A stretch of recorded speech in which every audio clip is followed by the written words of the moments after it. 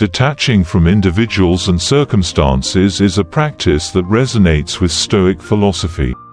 Stoicism, rooted in ancient Greek thought, advises individuals to foster inner peace by accepting the inevitable and concentrating on their sphere of influence. In this video, we'll explore Stoic teachings and how they can be applied to the process of detaching from people and situations. A key step is to create some distance from the person in question. Stoicism underscores the significance of preserving our inner calm, regardless of external factors. The initial step in detaching is to take a temporary step back. This isn't about evasion, but rather a tactical withdrawal to gain clarity and keep emotions from obscuring our judgment.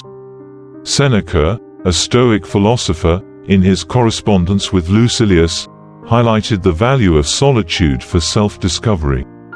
He advised, "Retreat into yourself as much as you can, spend time with those who improve you, and welcome those whom you can improve." It's a mutual process. We learn as we teach. This suggests taking a break to reflect on the situation and your emotional reactions. Stoicism posits that our responses are within our control, and stepping back allows us to choose our reactions mindfully. Give yourself the gift of solitude to ponder your feelings and thoughts.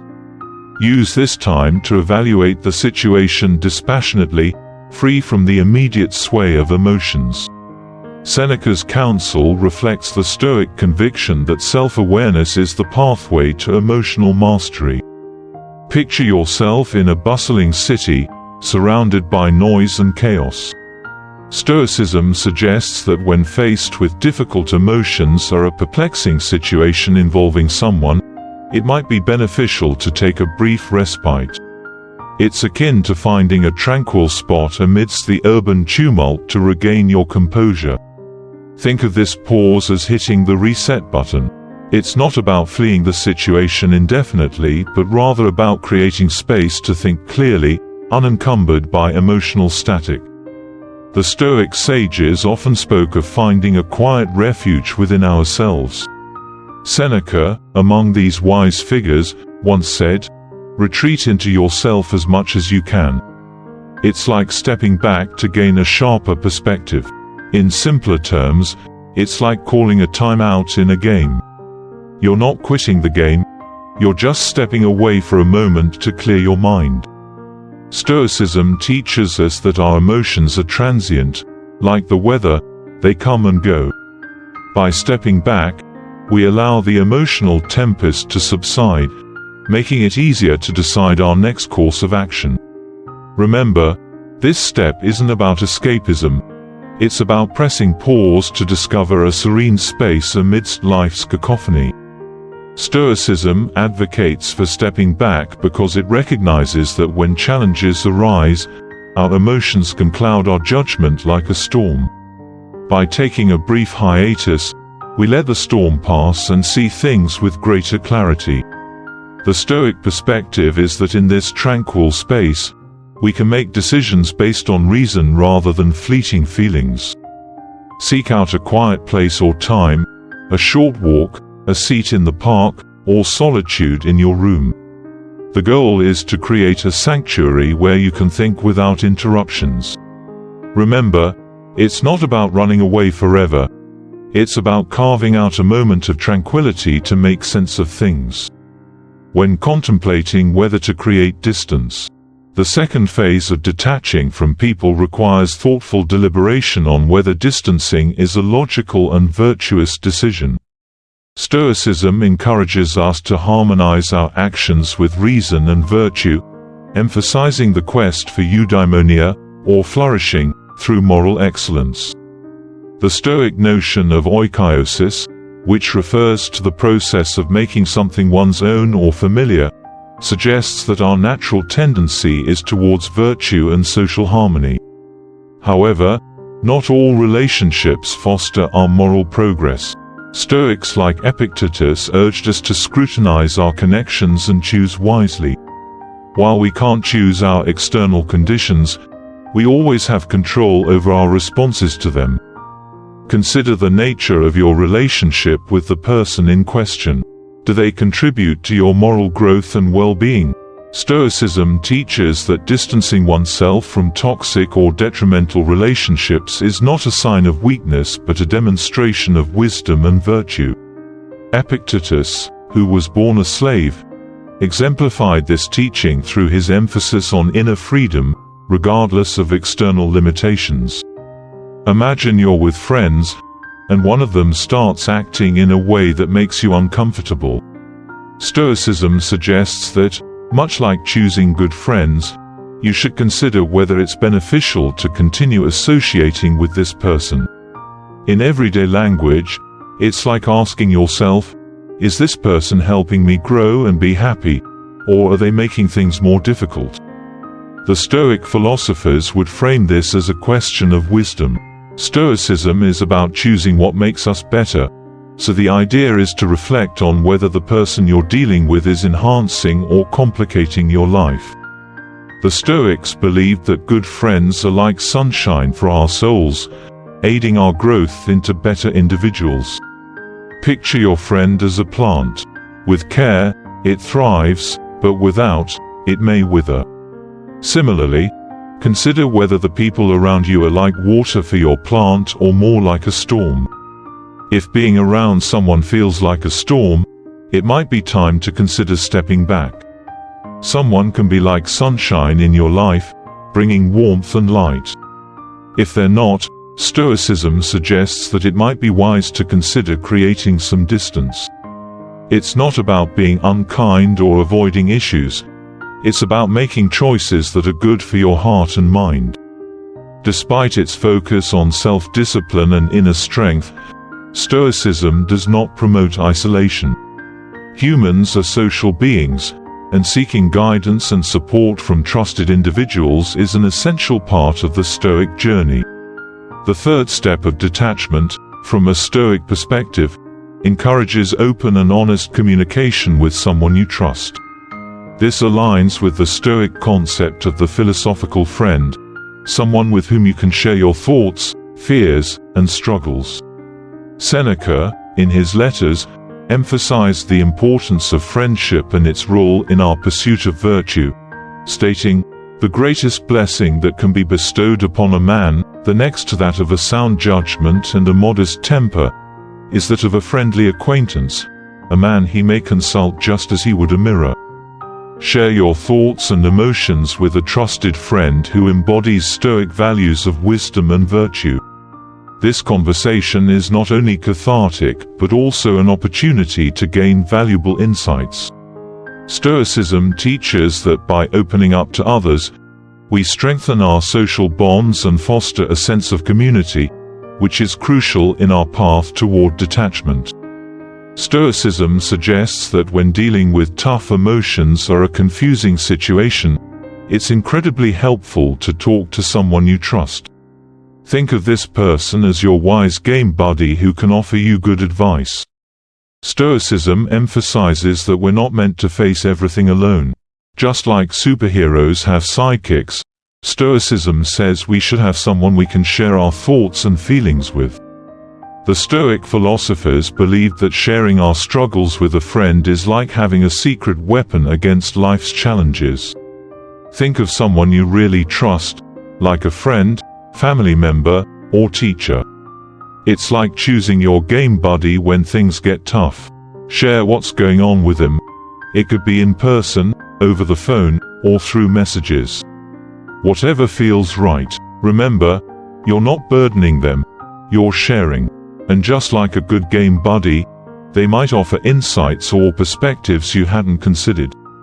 Stoicism teaches that facing challenges with a friend by your side can make the journey much smoother. 4. Establish limits for your feelings. Stoicism places a strong emphasis on understanding and managing our emotions, rather than suppressing them. It encourages us to recognize and acknowledge our emotions while maintaining rational control. The fourth step of detachment in Stoicism is to establish limits for our feelings. This doesn't mean becoming indifferent or unfeeling. but rather exercising control over the intensity and duration of our emotional responses. The Stoic concept of apatheia, often misunderstood as complete emotional detachment, actually refers to a state of tranquility achieved by mastering one's emotional responses. Epictetus, a prominent Stoic philosopher, explained this by saying, "We have the power to suspend the action of the passions, or at least to resist our inclinations." Consider the Stoic practice of negative visualization, where one contemplates potential challenges and losses to prepare for them mentally. By establishing limits for our feelings, we can approach situations with a measured and balanced perspective, preventing emotions from overpowering reason. Imagine your feelings are like colorful blocks, and sometimes they pile up and become a big tower. Stoicism suggests that it's a good idea to set some rules for how high your tower of feelings can go. In simpler terms, when dealing with tough stuff, Stoicism says it's okay to feel your emotions, but it's also smart to make sure they don't take over everything and make everything shaky. Stoicism believes that our feelings are like those colorful blocks. They can be fun, but if we stack them too high, things might get wobbly. The Stoic philosophers talked about finding a balance, like building a tower that's tall enough to be interesting but not so tall that it falls over. Imagine your feelings are blocks of different colors: happy, sad, angry, and so on. It's like saying, "Hey, I'm okay with feeling these emotions, but I don't want them to take over everything." So you might decide that when things get tough, you'll let yourself feel those emotions but also have a limit, like a tower that doesn't go too high. Setting limits means you're in charge, like a builder deciding how high to make a tower. It's about being okay with your feelings but also making sure they don't knock everything down. Stoicism teaches us that finding this balance is like creating a sturdy tower that can withstand the challenges of the emotional game. 5. Think about what might happen if you distance yourself from this person. The fifth step in detaching involves thoughtfully considering the potential consequences of distancing yourself from someone. Stoicism teaches us to engage in foresight, assessing the long-term implications of our actions. In the Stoic framework, this aligns with the concept of prosoche, or attention to the present moment. While Stoicism emphasizes the importance of the present, it also encourages us to consider the future consequences of our decisions. Marcus Aurelius, the Stoic Roman emperor, reflected this in his Meditations. "It is not that we have a short time to live, but that we waste much of it." Consider the possible outcomes of distancing yourself. Will it lead to personal growth and emotional well-being, or might it result in a loss that could have been avoided? Stoicism teaches us to weigh the potential benefits and drawbacks, applying rationality and virtue to our decision-making process. Imagine you're walking through a forest, and there are different trails to take. Stoicism suggests that when considering stepping away from someone, it's like thinking about which trail to follow in the forest. Stoicism believes in thinking ahead, like planning your moves in a game. Choosing to distance yourself from someone is like picking a trail in the forest. You want to think about where it might lead. The Stoic philosophers thought that looking ahead helps us make choices that lead to better outcomes. Imagine the person you're thinking about is at the entrance of the forest, and you're deciding whether to follow the same path or choose a different one. Ask yourself, if I step away from this person, what might happen? It's like considering the different trails and thinking about where each one might lead. Stoicism teaches us that thinking ahead is like having a map in the forest. It helps you make smarter choices. So before you decide to distance yourself, take a moment to imagine the possible outcomes. It's not about predicting the future, but more like being a thoughtful explorer in the forest of life. 6. Give yourself a break from social media. The ubiquity of social media in modern society has introduced new challenges to maintaining emotional well-being. Stoicism, with its timeless wisdom, offers insights into managing our relationship with digital platforms and the constant stream of information. In the sixth step of detachment, Stoicism encourages us to take a break from social media. The Stoic philosophers, living in a world very different from ours, still dealt with external influences that could disturb their inner peace. Seneca, in his essay on the shortness of life, lamented distractions that hindered a well-lived life. It is not that we have a short time to live, but that we waste much of it. Apply this Stoic insight to the digital realm. The constant barrage of information and comparisons on social media can distract us from what truly matters. The Stoic practice of apatheia is particularly relevant here. By temporarily disconnecting from social media, we create space for introspection, reducing external stimuli that may contribute to emotional turmoil. Seneca's advice to focus on what truly matters resonates in this step of detachment. Imagine social media is like a big puzzle, and sometimes it can be overwhelming, like trying to solve a puzzle with too many pieces. Stoicism suggests that it's okay to take a break from this digital puzzle to give your brain some rest. In simple terms, it's like putting down the puzzle pieces for a little while to clear your mind and come back to them later with a fresh perspective. Our minds, much like our bodies, require breaks to recharge. Social media can feel like an endless stream of puzzle pieces, updates, images, and news that can sometimes become overwhelming.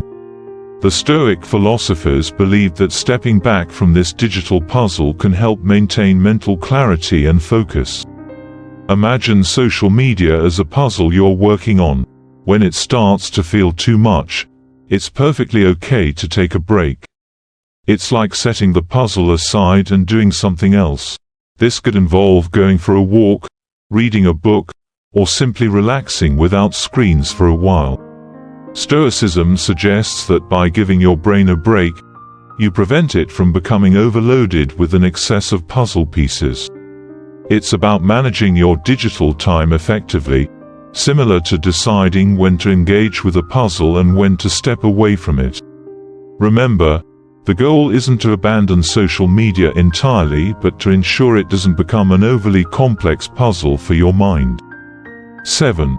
Concentrate on your needs. The ultimate step in detaching from individuals and circumstances, as outlined in the practical guide, involves a deliberate concentration on personal needs. Stoicism, with its emphasis on self-reliance and inner strength, harmonizes well with this concept.